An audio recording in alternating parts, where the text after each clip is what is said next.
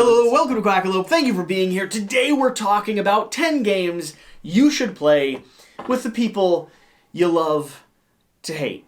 No, I mean it. Like, genuinely, pick out the friends that you are bitter against, don't enjoy playing games with, have a little bit of scorn or resentment, that cheating on their homework. I'm gonna reset. Yeah. You went a little hard there. Hello, welcome to Quackalope. Thank you for being here. Today we're bringing you a list of 10 games you should play with the people who you love to hate. No, I mean genuinely. Like the people that beat you in the last 18xx game, the people that pissed you off playing cockroach poker late at night, that stole the last sushi roll from downstairs.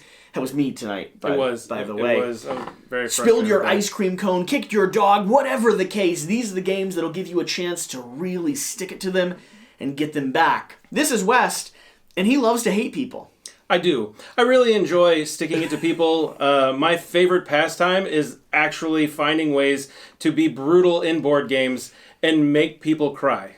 I mean, a little. You're, from the very beginning when we first met, take that style mechanics, things where you get a chance to subvert, punch, or really squeeze some pain out of the other players, or vice versa, they squeeze some pain out of you. I'm a bit masochistic in that, right? Is your favorite type of play. So we're going to talk to you about our favorite games that let you just do just that. But before we get into this, I do have one important thing I need to note. I have a close friend of mine who I absolutely despise. And I mean that genuinely. In the greatest of ways. In the greatest of ways. He's constantly touching us. He laughs at inappropriate moments. It's true. And he's stinking handsome all the time. Incredibly handsome. I'm supposed to be the handsome one. I'm supposed to be the funny one. And he's always taking my thunder. Not only that, but he's a father of 3, an amazing husband to a very, very professional and successful wife. It's very, very sickening. Absolutely sickening. And he's running a board game YouTube channel. Link will be at the top of this video description. It's called Devin Talks Tabletop. Devin Talks Tabletop. Now, if you're wondering why this interlude's happening here, it's because I hope a lot of people view this, and I have an important thing to let you know. Devin is a proud father of 3 children. And when he crosses 10,000 subscribers on YouTube, I'm buying him a hamster. A little hamster. Yeah, and he doesn't want a hamster. Absolutely not. Thinks they stinky and smelly. But he's a responsible, kind, caring individual who have the obligation to take care of this creature and give it the best life possible. I'm happy to sponsor and endow its future existence to whatever degree his children want or prefer. But I'm excited for him. Yeah. To be a proud father of 3 children. And a hamster. So go subscribe down below, follow that link, and then pop back here and spend some time with us talking about games we hate. And with that, West, let's dive in. Okay, let's see. We are going to start... Yes. Well, I was getting ready to... Are we doing these in an order? No. The last one is my favorite. Because I have one I want to share with people right now. Okay. But I also kind of want it to be the very end.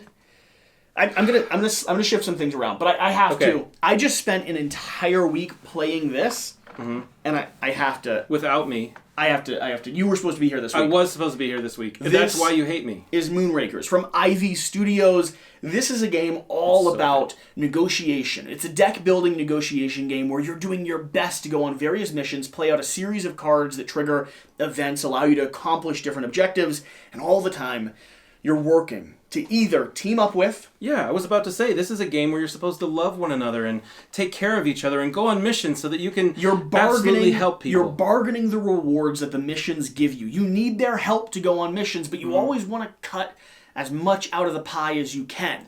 Getting the squeeze of coins, victory points, sometimes tanking the mission just to keep them from winning. Jesse. Or giving them the most danger dice. Who would do such a thing? To screw them over to the best possible way. Never. This game is a riot. It is fantastic. It's an absolute blast, and genuinely has some moments in it that have made me a little bit bitter, frustrated, angry at the world. Yeah, I remember one time when I was doing very well, substantially well, and the entire group decided that they didn't want to work with me anymore. Yeah. I also seem to recall times where you've actually started a mission, said that you had a whole bunch of stuff to be able to help with, and then ended up actually having nothing. Literally nothing. You just wanted to get rid of your entire hand with that particular turn because it was so bad. Yeah, I mean, my turn was coming up and I needed to draw a new hand. What am I supposed to do? Like, tell you that I can't do any help? No, I mean, that was exactly what you should have done. It just goes to prove that this game can be brutal. Moonrakers from Ivy Studios. One of the games that you should play with the people that you hate the most. Wes, what do you have? So let's ease into something. This is a fun little party game in my particular preference. This is called Bear Attack. It was on Kickstarter, I don't know, probably 6-8 months ago, something like that. One of my favorite little quick, easy games. You're just trying to survive and trip all of your friends to make sure the bear attacks them and doesn't actually attack you. You're running around the board in 4 different zones. The bear is chasing you, trying to eat you. Oh, and by the way, when he catches you, he rips off your leg, and now you move slower than everybody else, but you still get that second chance. Yeah, it's take that boiled down to like a pinball machine. Yeah. You got the bear dinging back and forth. You're doing your best to throw cards onto the table, screw other people over, dive through a cave, a little bit of dice rolling, helter-skelter. Take that engine. The bear's going to get you in the end, but the question is, can you live long enough to be the last one alive? That's really what it boils down to. It's a good time. Question. Let's talk about Gloom. Tiny little box. I've got more downstairs. This is actually an expansion for this really interesting game about making everyone else's life better. Yeah. Yeah. You know, in this particular genre, we're always trying to make everybody feel bad about themselves. We're always trying to put them down. This is not that. No, we're just trying to make you feel good about yourself. Except the point of the game is to have the most horrific family story you could muster. Playing cards that give you the plague and allow different people to die and expire and running your family house to the ground. And as quickly as possible. the most tragic way you can find. And other people get to give you flowers and make you fall in love and make life good and beautiful, and all you want is the bitter taste of depression and despair in your mouth, that sweet, succulent sorrow that all your friends and you should feel more often. Gloom is a game all about that. It's a really interesting game with card playing and transparent cards that actually overlay on top of each other as you watch your family history and misery expand. And the thing that makes this a game that you should play with people that you don't like is the fact that while you get to be miserable, you get a chance to make them actually miserable by making their people happy. Yeah. It's a lovely little twist. Great opportunity On the to make yourself feel good about yourself by making them feel better. I remember once I was going to my grave, just drinking myself to misery, sick, bile just retching through my body, and then I met her. The love of my life. And I was happy. And the game was lost. What else do we have? Okay. Equinox. This is a great game. It's a simple, fun, beautiful game where you've got cards across the top. You're placing bets because it's kind of like a racehorse game. You're putting your chips on top of the character that you think is going to make it all the way to the very end. Well, it's got beautiful artwork. It looks gorgeous artwork. Absolutely beautiful. The problem is that as you're playing the game, the goal is to end the stream of one of these particular woodland creatures. Sure. You want to kill them so that way they don't make it all the way to the very end while still protecting your own horse in the race.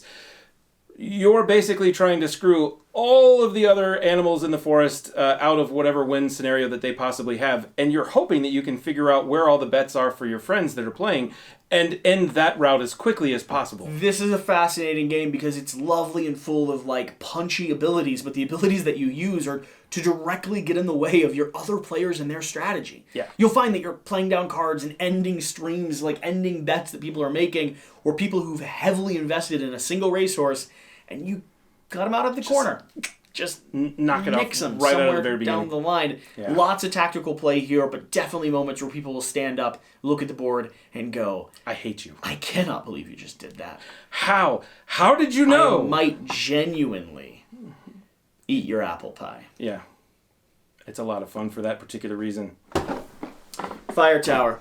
A game that I have been sweet on the channel since the channel first started. This is a pattern-laying take-that game, all about burning the forest to the ground. I know that's not what fire towers do. They're actually supposed to watch and put out the fire. But in this case, you're going to have a hand of cards. You're going to have the help of a constant gust of wind blowing in one of the 4 cardinal directions and a raging fire in the center of the board.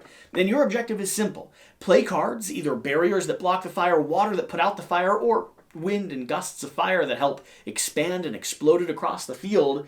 There's also the chance of lighting pigeons on fire and sending them soaring over the atmosphere until they land in your neighbor's plot. Do you know why I know that you hate me? Why? Because this game sounds exactly like what it should be for me, and you've never played it with me. We're going this to have is why I know that you don't really love me. We're going to have to play this because I genuinely don't like you. Yeah. This game and I will prove sounds it to you. Amazing. I will prove it to you as we play Fire Tower, and as I escalate that forest fire in your direction to burn down your Fire Tower. Great head-to-head, really fun 3-player, chaotic 4-player. The one negative could be the fact that you can gang up on one individual, but honestly, this is the game that you should get to the table after you just had that long Euro where you're spiteful at someone, and you want to make sure that anger's out before you have a conversation with their dear and loved ones, because that conversation might get a little too personal. And it only plays in 15 to 30 minutes according to the information on the box. It's lovely. I'd say that's probably accurate. That's awesome. Yeah. It's a great game. Fire Tower. Lovely little take that engine. What else do you have? The current number of the beast. Now, if you can get past the concept of what this game is trying to ask you to do, which is find the number of the beast. The current number of the beast. The current number, yes. It does change every now and then. Honestly, he gets a lot of spam calls. I can understand why. Yeah. It's basically a dice rolling game. You've got dice in the middle of the table, dice are for yourself and your friend, and your goal is manipulate your dice, his dice, and the dice in the middle. Okay. You're trying to match whatever the current number of the beast happens to be at the time. All of the cards are painful. They're painful to you, they're painful to your buddy. Okay. You can constantly use pretty much any card on anyone, especially if you play with the house rules that we play with. And this game is absolutely brutal, because right when you think you've got it, the number of the beast can change with a simple play of a card. It is ridiculously quick, ridiculously fast, and everything about it makes you, when you finish the game and you lose, you're like, that's it, we're playing again. It's really, really fun. And I actually got this at Gen Con for $5. It was one of those, you pay $5 for a spin on the wheel, and this particular company had it set up there for Twilight Creations, Inc. Shout out to you guys. This was a great game, and I'm surprised I got it for just $5. Cool. Let me talk about a game that I got a chance to prototype. I got a chance to show off, and there's actually a Quackalope promo card inside of this game. No way.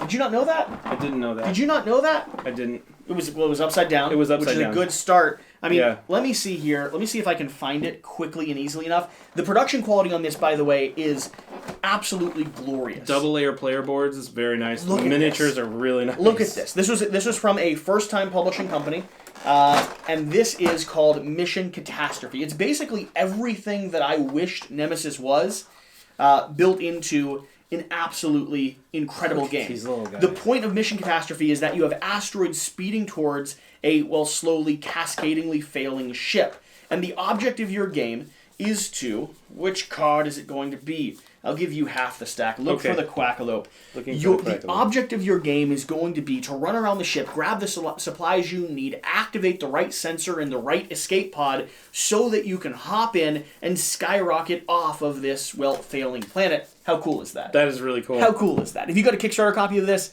you squeezed yourself an extra little duck. Which I just find super charming. But no, so the object of this game is to make it to an escape pod and get off. There's only one problem, West. There's only one significant problem, and I will let the very front of the book explain. Let's see here. Oh, come on, where's the flavor text? This is going to be such a cool moment. Worst news. Okay, good news. If you're reading this, you're currently alive. Bad news. A high probability exists that the asteroids you have been studying has exploded into many meteorites and is now hurtling towards the ship. That's bad. Worse news. The deep space mining vessel Casimir will not withstand these conditions. You must work with the rest of the crew to keep the ship intact as long enough to collect key supplies and get onto an escape pod. You should know the escape pods only hold one person. You should also know the pods need a working fuse. And there's only one. Okay, maybe keep that last part to yourself. That's awesome. You're trying to make it to an escape pod before everyone else. Blast yourself off and let the ship fall apart. But Just like Nemesis, you have to balance the sake of the ship or else everyone will lose, because this has escalating, cascading, failure, exploding rooms, and so many cool powers and abilities. And there's a lot of different ways you can play this. It's a tile-based ship system, and you can play with standard setups, or you can draft and place and set up the weirdest, craziest spaceships where you have to run down a long tunnel that might get split in half throughout the course of the game. It's chaotic, it's fun, it is one of the best take-that experiences that I have ever played. Period. And one that he's not shared with me again. If you like Nemesis, you should buy this game, no questions asked. And guess what? It wasn't a large Kickstarter. It wasn't a large print run. There are not a lot of these in the wild. Go find it. It's going to be one of those games that in 10 years people still talk about, and unless it's been reprinted, it'll be really hard to find. Sounds good. Ooh, this is actually very similar to another title you just pulled off the shelf. It is. The old classic. Brutal Kingdom.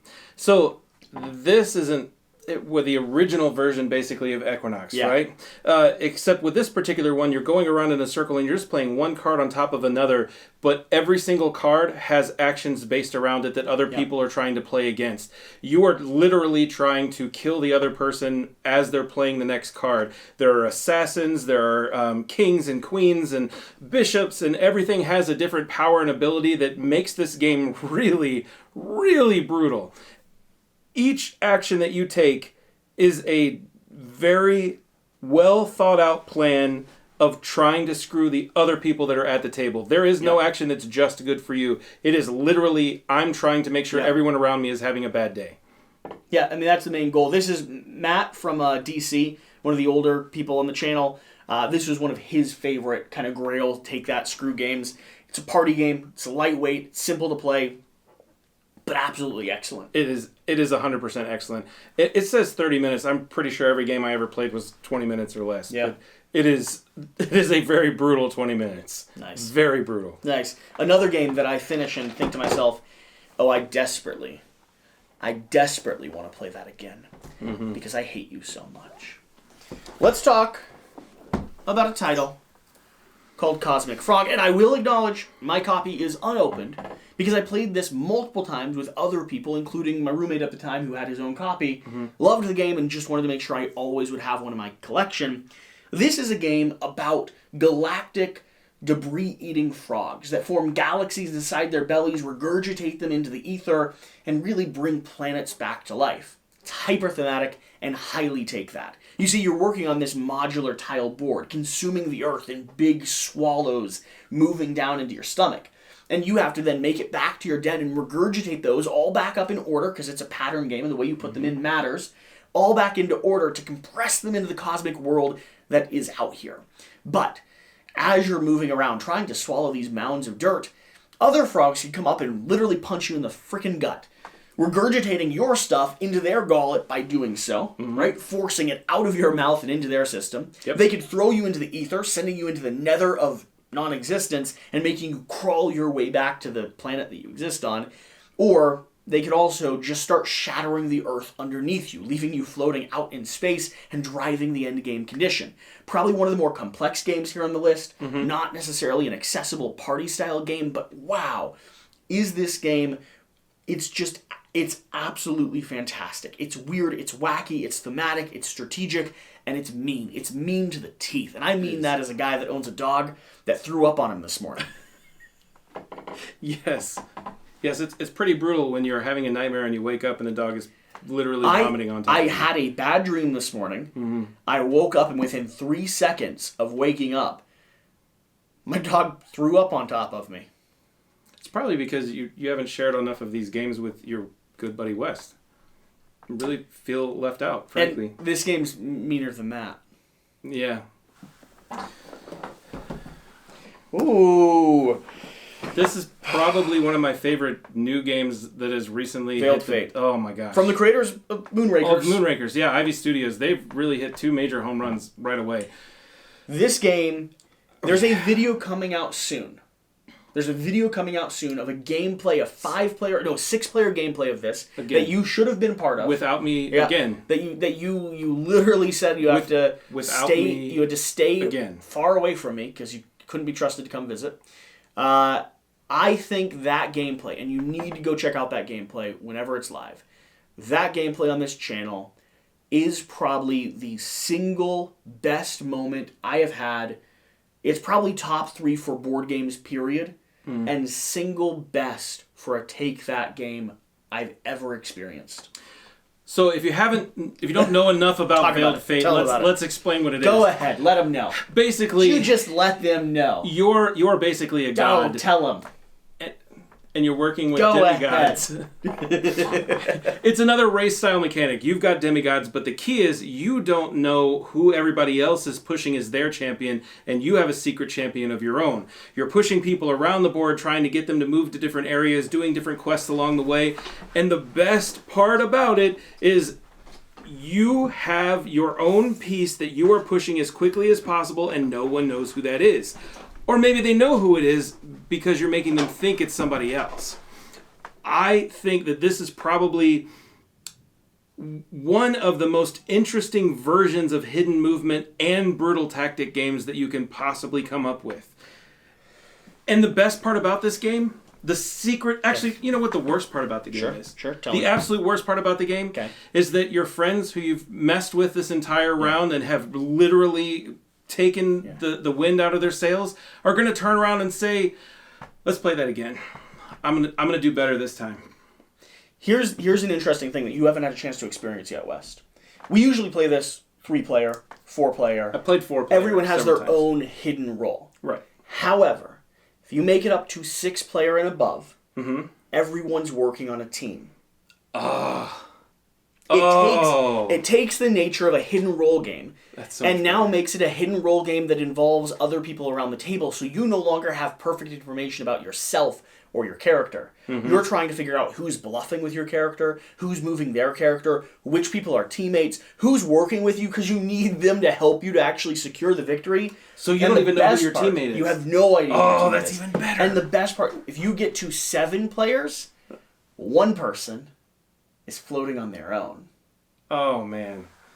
We've got to play this when Devin comes back next week. Yep. Yeah. Yep. This game is so good. It really... It is in my top 5 right now of this particular style. It's so good to be so mean. Yeah. It really is. Love it. The game I ran off the screen to go grab, because I actually had it in a pile of games that we were playing, and didn't bring it over into the main pile. This is going to be Summit from Inside Up Games, a mountain climbing expedition game that works cooperatively, but that's not what we're talking about. We're talking about the Take That version of this game. This is a game that if you love the opportunity to screw people over in the most broken ways possible constantly, this is the game for you. Trust me when I say that. It at times is arguably a little bit too much for us even. Yeah, I mean, if you want to, you can absolutely keep someone at the bottom of the mountain. Like, I mean, there's absolutely no way they can do anything. If 2 people are against 1 person, that person is done. Here's the thing. What you're trying to do is you're trying to climb ropes to summit a mountain, find gear along the way, retain your oxygen levels and your sanity, maintain your health, and not die at the frozen peak, but make it all the way up and all the way back as quickly as possible while hazards, chaos, the board itself, and other players are fighting against you. You're going to run into mountain slides, cut ropes, changing pathways, and all of it is a tangle of how much you risk and when you decide to take those steps out into faith. In one of the games that we played, we were actually doing really well. Sheer and I were moving up, Jesse was moving up, and then all of a sudden we were like, wait, Jesse's going too fast. So we started messing with him a little bit, and we started maybe not going up the mountain as fast as we should have. And then all of a sudden an avalanche came by and completely lost all of the work that we had done getting up the mountain, so our trail was completely gone. And there was pretty much no way for any of us to win the game at that point. It was incredibly brutal. It's chaotic, it's brutal. It's as if someone took a Take That system and said, yes, but let's make it better. Let's make it way better. You know how you have those memes where it's like, oh, give me the Vincent Van Gogh, like the haircut style and stuff like that. And they just take off your ear? It's like the designer from Inside Up literally came to the board game table and said, I'll take that, and I'll take all of it. He said, hey, y'all, watch this and hold my beer at the same time. Okay. What else do you have? Some small box stuff. This is small box with expansions. Tiny little gremlins. It's called Frontline No Komrades. The idea of this particular game is that you are actually in war. You are on the front lines. You have the commissar behind you, and he's constantly pushing you forward. You have no idea what's coming at you, but there's a different set of cards that's letting you know what the actual, what the bad thing is that's coming next to you. It could be a pack of dogs. It could be a bomb. It could be a Molotov cocktail. You're also programming your movement. So you know what's coming, and then you get to put down your information, your informed decision with this particular card you're going to set down, and hope that no one else is going to mess with you, or that what they're choosing to do isn't going to do anything bad to you. And believe me, it is. They're absolutely going to mess with you completely. You can move people into the line of fire. You can trip people. You can actually bump people forward so that they're in it, or bump people backwards so that they bump into wherever the target's rolling. This game is, again, all about killing the other person and trying to survive to the end. I now want to play it. It is incredibly How fast does it brutal. play? It's like almost 1 a.m. You're going to have to leave soon. Oh, we're going to 100% play this before I go. Oh, yeah. Okay. Definitely. This is one of those games that I actually play with my main game group when we just really want to be like, all right, I'm so tired of messing with you. I just want to absolutely destroy you because let me iterate. You won. I despise you. I despise you too. It's so sweet. You're number one. My number one. You're king of the hill. My favorite game right now, still my favorite game going on right now is Mantis Falls. A game designed by a couple during and throughout the course of the pandemic. Who are married. The heart and soul to be, what if I could spend a couple hours lying to the person that I care for? The most. Talking to him. Tell him about it. This is a hidden role game where one of you could be a witness to something bad that happened, and the other one of you could also be a witness. Because you're great. That's it. That's the game. You're both witnesses. It's lovely. Yeah. Or maybe, just maybe, one of you is a hitman trying to kill the witness before he gets out of town. Awkward. Very awkward. And you're moving through the town at night, and then as it gets later and later at night, all of these random things are happening off screen. So someone's firing at you from the woods. Another time there's big things that are coming out of nowhere, and you're starting to fall over. You have to work together to be able to survive to the end. Yep. But if one of you is the hitman, you don't want to let them know early that you're the hitman because then they might try to kill you, and then they win the game. It is a masterpiece of, I promise you I'm not a bad person, while probably being a bad person, but at the same time, if you are the bad person, you're having to help the good person along so that you can get to the point where they're weak enough that you're actually able to kill them. Because guess what? This also has a last gasp. So if in that last moment, when you kill a villain in the movies and they go, ugh, and then all of a sudden they come back and they have one last shot, you get that in this game. You have one more opportunity to take them out once they've revealed themselves. You need to kill them. You also need to convince them that you're not going to. Yes. And that, I think, is probably the most brutal, mean thing you could possibly do. Love on them all the way to the very end and then murder them in the last moment. It describes itself as a game of trust. And it does have a 3-player variant that I don't recommend at all. No. It's designed for 2-player play, and it's not right for everyone. No. But what it is right is for that couple, whether it's a game group like us or a relationship where you like to subvert and you like to play and trick. Because once you get 10 or 20 games deep, the meta behind the game system is part of the game itself. This idea of, you lied to me that one time, and I carried that with me, and now we're here again, and we're going down the same road, and I don't know if I can trust you, but I have to. Because there's a part of this that I didn't mention that I keep forgetting about, where you actually have this bad thing that's happening, and it's either a hidden or a seen thing. So if it's a seen thing, you just show this is what it is, and you work through it. All together. If it's hidden, you're not allowed to show them, but you don't also have to be 100% truthful about what's happening. And you get better at lying about those cards every time you play. It's so brutal and beautiful all at the same time. If that's the kind of thing that you enjoy doing with the people you love to hate, you owe it to yourself to buy this game. It's literally at Barnes & Noble right now. You have to try this game. It's so much fun. Cool. Thank you for watching. Thank Leave you a for being comment here. down below. Who do you hate the most? And want to play the games with the most?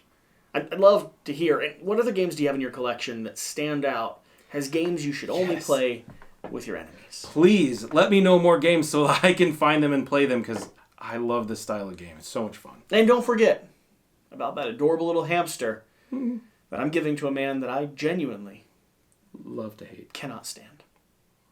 We'll see you next time. Thanks so much.